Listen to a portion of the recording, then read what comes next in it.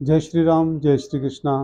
आओ चले धर्म की ओर में आप सबसे आज एक अपील करने के लिए आया हूँ। विशेष अपील है। अपील यह है कि सर्दी का मौसम है। आप हम सब कुछ न कुछ तो इंतजाम कर ही लेते हैं सर्दी से बचने के लिए। सब अपने सामर्थ्य अनुसार चलते हैं।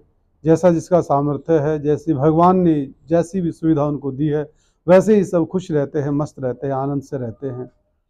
अग्नि के माध्यम से, हीटर के माध्यम से, गरम गरम वस्त्रों के माध्यम से, रजाई कंबल के माध्यम से, सुंदर सुंदर आवास के माध्यम से घर में पूरी सुविधाएं कर लेते हैं कि सर्दी में सर्दी ना लगे, गर्मी में गर्मी का आभास ना हो। लेकिन अपील यह है कि आप सब और हम सब अगर मिल के जरा उनके बारे में सोचे जिनके सर पर छत भी नहीं है, पहनने को गर्म वस्त्र नहीं है, सर्दी गर्मी कुछ भी हो, उनके पास एक जैसे वस्त्र रहते हैं।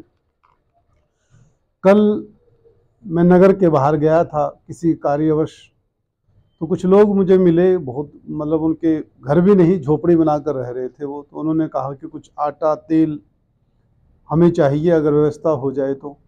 अब उन्होंने ना तो वस्त्रों की कही, ना उन्होंने घर की कही, ना छप्पर की कही, कुछ नहीं। उनके घर मैंने देखे तो वस्त्र लगे हुए थे, और वहीं सामने एक चटाई सी लगा लेते हैं, वो भी हवा में उड़ती है। अंदर चारपाई थी, उसी चारपाई पे सोने की व्यवस्था, कुछ नीचे सोए हुए थे।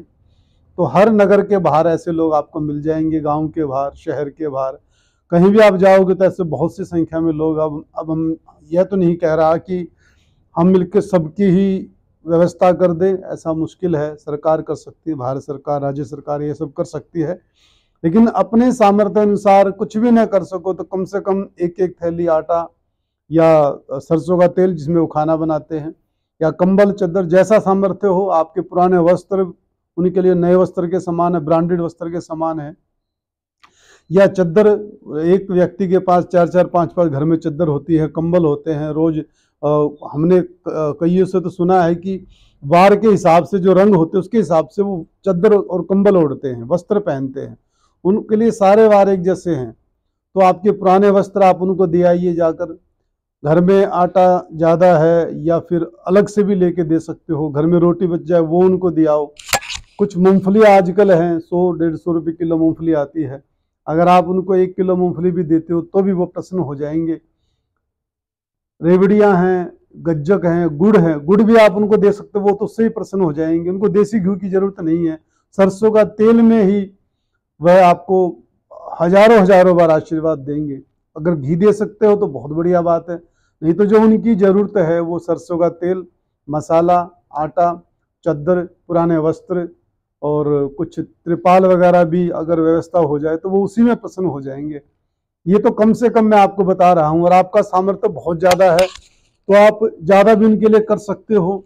अभी मकर संक्रांति आएगी, तो मकर संक्रांति पर कितने तो पॉपकॉर्न हम अग्नि में डाल देते हैं, कितने पॉपकॉर्न, लोहड़ी इत्यादि पर्व बनते हैं तो कितनी रेवड़ियाँ मूंगफली अग्नि में डालते हैं। कितने मतलब एक एक बाल्टी भर भर कर पॉपकॉर्न को अग्नि में डाल के एंजॉय करते हैं। उनको तो उनकी भूख शांत होगी इन पॉपकॉर्न से, रेवड़ियों से, रोटी से, गज्जक से, जो भी आप दे सकते हो। तो मकर संक्रांति पर जो आप दान पुण्य इत्यादि करते हो, तो जिनको आवश्यकता है उनको जाके दान करो। अपनी बहन को, बेटी को, बुआ के यहाँ आप जाते हो उपहार लेकर, वस्त्र सर्दियों के अनुसार वस्त्र लेके जाते हो, खाने पीने की वस्तु लेके जाते हो। मैं कहता हूँ कि वहां भी खूब लेके जाओ, खूब भंडार आपके भरे रहे, बहन बेटियों के भरे रहे। उसमें से भी अगर आप थोड़ा सा बचा लेते हो, जहाँ 5 किलो व्यवस्था आपने की है कि हमें रिश्तेदारी में 5 किलो मिठाई लेके जानी है, तो आप वहाँ 4.5 किलो मिठाई लेके जाइए, 4 किलो लेके जाइए, 1 किलो उनको जाके दे दीजिए। उनकी भी मकर संक्रांति मन जाएगी, उनका भी लोही का पर्व मन जाएगा, वो भी अपने बच्चों के साथ प्रसन्न रहेंगे। अब वो कहाँ जाएं बेचारे, अब आपके नगर के समीप आए हैं तो कुछ आस लगाकर वो यहाँ पर आए हैं कि हमें भी इस नगर से कुछ न कुछ खाने पीने को, ओढ़ने को मिल जाएगा। तो आप सबसे प्रार्थना है, हाथ जोड़ के प्रार्थना है कि आप सब जाइए नगर के बाहर, गांव के बाहर, शहर के बाहर, और उनके बारे में कुछ सोचिए। वो आपसे ब्रांड नहीं मांग रहे हैं, वो आपसे कोई ज्यादा भंडार भरने की नहीं कह रहे हैं, वो थोड़ी सी उनकी डिमांड होती है। अगर आप मिलके उसको पूर्ण कर देंगे तो भगवान आपकी खुशियों के भंडार भरेंगे, आपके घर में खूब अन्न होगा, खूब वस्त्र होंगे, खूब धन होगा। कहते हैं कि दान देने से कभी धन नहीं घटता है। और फिर एक कवि ने कहा है कि हरि भजन करे नहीं, करे दान में ढील, उसके धन को ले जाएंगे वैश्य वैद वकील। तो आपको वो वकीलों से बचा रहा है वो दान, आपको डॉक्टरों से, डॉक्टरों के यहाँ जो 1 लाख 2 लाख 5-5 लाख का बिल भरा जाता है उससे आपको बचाव कर रहे हैं।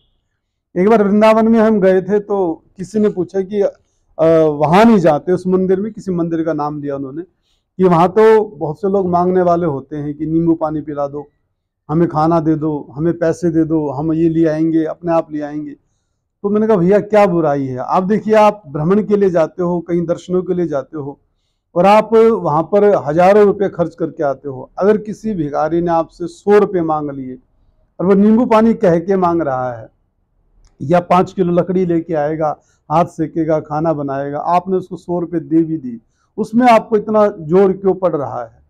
वह 100 रुपया अगर विश्वास करोगे तो आपके 1 लाख रुपए बचाने के लिए है। अब एकदम ऑपरेशन होना पड़ जाए या डॉक्टर कहे कि ये फलानी फलानी दवाई आएगी, ऐसा एडमिट करना पड़ेगा, ये रोग क्यों आते हैं, ये एक्सीडेंट क्यों होते हैं, ये वकीलों के यहाँ पैसा क्यों जाता है? क्योंकि हमारी नीयत खराब है। कहते हैं, बड़े बूढ़े कहते थे कि नीयत से बरकत होती है। हम चाहते बहुत कुछ है, बहुत कुछ, ये भी आ जाए, वो भी आ जाए, और आ जाए, और आ जाए, हर महीने लाखों कमाने की इच्छा रहती है। लेकिन दान के बारे में जब बात आती है तो दूसरों को हम समझाते हैं कि कमा के खा लो, मेहनत करके खाओ, भीख मांग रहे हो, दान ले रहे हो। अच्छी बात है, भीख नहीं मांगनी चाहिए, कर्म करना चाहिए। लेकिन जिसने आपके सामने हाथ फैला दिया, उसके हाथ पर आपने 100, 50, 10 रुपये रख दिए तो आपका कौन से मतलब तबाही मच जाएगी आपके जीवन में। तो ज्ञान जो दिया जाता है गरीबों के बारे में, भिखारियों के बारे में, बड़ा आसान होता है, लेकिन दे दिया करो थोड़ा सा।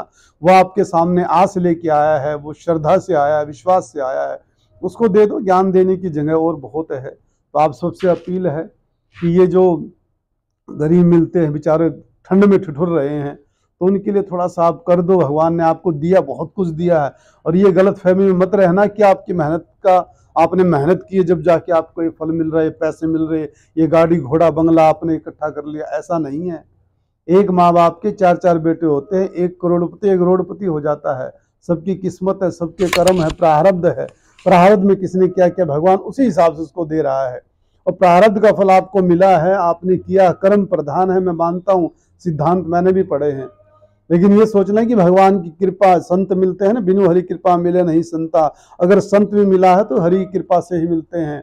अगर ये भिखारी न जाने किस रूप में नारायण आ जाए, किसी रूप में नारायण आपकी परीक्षा लेने के लिए आ सकता है। तो ये ना हो कि अपने अहम में, अपने अहंकार में, मद में, लोभ में और ये फालतू की बातों में कहीं अपना पतन ना कर बैठे हम। तो हमें थोड़ा सा विनम्रता से, सहजता से समझना होगा, ध्यान देना होगा। इन गरीबों के बारे में थोड़ा सा सोचना होगा कि जाइए, अब निकलिए, घर के बाहर जाइए। नगर के बाहर बहुत से लोग बैठे रहते हैं, जैसे कि गाड़ी लुहारी होते हैं, अन्य बहुत से होते हैं बेचारे जिनको जरूरत हो। देखो, नाम किसी का लेंगे तो हो सकता है सामने वाला कहे कि हमें जरूरत नहीं है। जिनको जरूरत है, आवश्यकता जिनको है, जरूरतमंदों की जरूरतों को पूरा कीजिए, थोड़ा सा कीजिए। आपके पास एक डब्बा आटे का भरा पड़ा है, कम से कम भी 50 किलो का, उसमें से 1 किलो आटा निकाल के दे दीजिए, कोई फर्क नहीं पड़ने वाला। उनके घर में भी खाना बन जाएगा, उनके भी बच्चों की मकर संक्रांति बन जाएगी। तो ये आपसे अपील है, अन्यथा नहीं लेना है मेरी बात को। आप सबसे प्रार्थना है कि थोड़ा इसके बारे में सोचना है और आपको उनकी सहायता करनी चाहिए। जय श्री राम, जय श्री कृष्णा, जय भारत माता।